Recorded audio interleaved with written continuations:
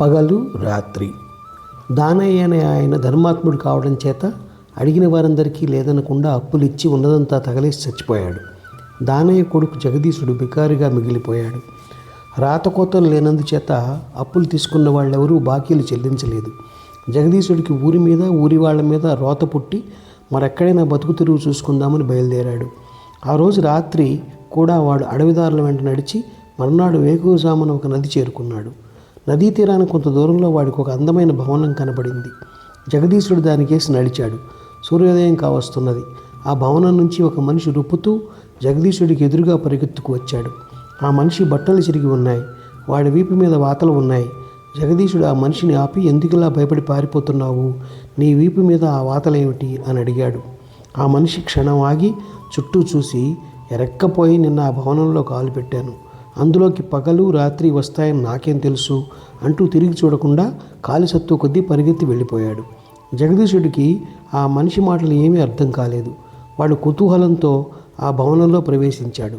లోపల విశాలమైన గదులు, అందంగా దీపాలు, తెరలు, శయ్యలు, చిత్రపటాలు చూడముచ్చటగా ఉన్నాయి. ఎక్కడా మనిషి జాడ మాత్రం లేదు. జగదీశుడు భవనం అంతా కలిగి తిరిగి మళ్ళీ ముందు గదిలోకి వచ్చాడు.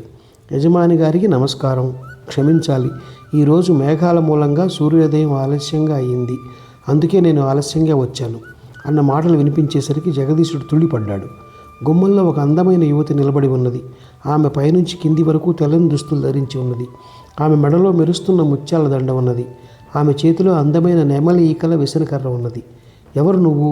ఇక్కడికి ఎందుకు వచ్చావు అని జగదీశుడు ఆమెను ఆశ్చర్యంగా అడిగాడు. నా పేరు పగలు. ఈ భవనానికి వచ్చిన అతిథులకు సేవ చేయడం నా పని అంటూ ఆమె నడుము బిగించి పనిలోకి దిగింది. ఆమె అన్ని గదులు ఊడ్చింది. పొయ్యి రాజేసి రకరకాల పిండి వంటలతో బ్రహ్మాండమైన విందు భోజనం సిద్ధం చేసింది. జగదీశుడు కళ్ళు పెద్దవి చేసుకుని ఆమె చర్యలన్నీ గమనించాడు. వంట సిద్ధమైంది, మీరు భోజనానికి లేవచ్చు అని ఆమె ఒక బల్లపై వెండి పెళ్లల్లో అన్నీ వడ్డించి జగదీశుడి చేత భోజనం చేయించింది.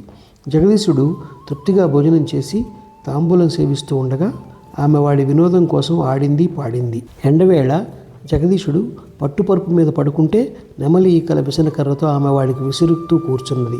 జగదీశుడికి మెలకువ వచ్చేసరికి సాయంత్రం అయింది. ఆమె వాడితో సూర్యాస్తమయం కాబోతున్నది, ఇక నేను వెళ్ళి మళ్ళీ రేపు ఉదయం వస్తాను అన్నది.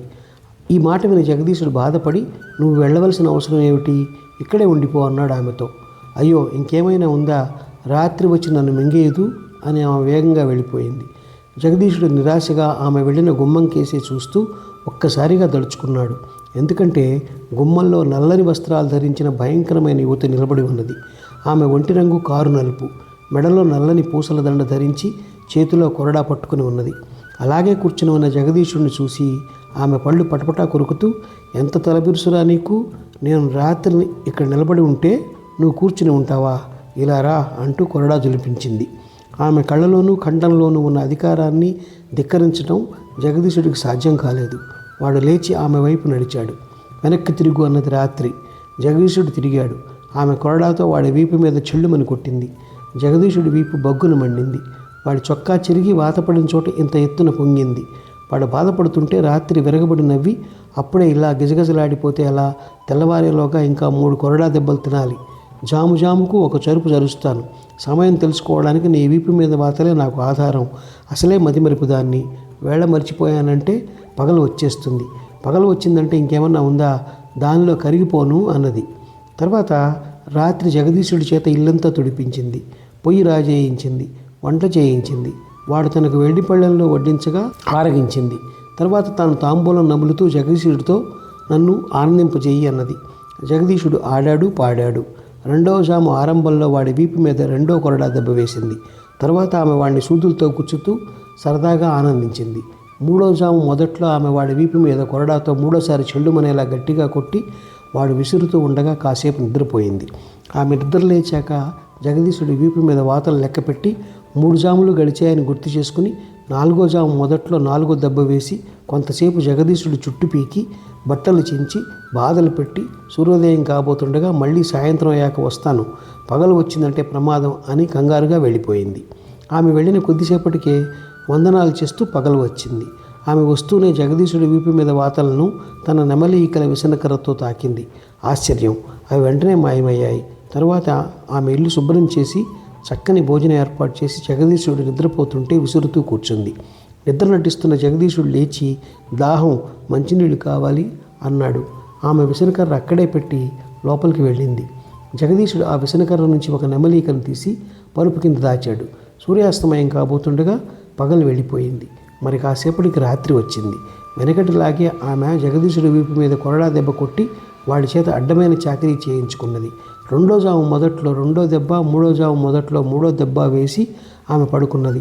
జగదీశుడు పరుపు కింద ఉన్న నెమలి ఇక పైకి తీసి దానితో తన వీపు మీద 3 వాతలలో ఒక దాన్ని తాకాడు. వెంటనే అది మాయమైంది. 4వ జాము మొదట్లో రాత్రి లేచి కొరడా తీస్తూ, ఇది ఆఖరి జాము అనుకుంటాను అన్నది. నీకు మతిమరుపు బాగా వచ్చేసింది. ఇప్పటికి 2 జాములే గడిచాయి. కావలిస్తే చూడు అంటూ జగదీశుడు తన వీపు చూపించాడు. అయితే మరో జాము నిద్రపోవచ్చు అని ఆమె వాడి వీపు మీద కొరడాతో మరో చరుపు చరిచి మళ్ళీ నిద్రపోయింది. రాత్రికి మెలకు వచ్చేసరికి సూర్యోదయం అయ్యేపోయింది. అప్పటికి పగలు లోపలికి రాను కూడా వచ్చింది. ఆమెను చూడగానే రాత్రి కెవ్వున అరిచి బయటికి పరుగు తీసింది. కానీ సూర్యకిరణాలు సోకగానే రాత్రి శరీరం మంచులా కరిగిపోయింది. రాత్రి పోయాక నేను మాత్రం ఇక్కడ ఎందుకు, అది వస్తున్నదనే నేను వచ్చాను అంటూ పగలు కూడా వెళ్ళిపోయింది. తన వద్ద ఉండిన నెమలీకతో రోగాలకు గాయాలకు చికిత్స చేస్తూ జగదీశుడు తనకు నచ్చిన పిల్లని పెళ్ళాడి ఆ భవనంలోనే ఉండిపోయాడు.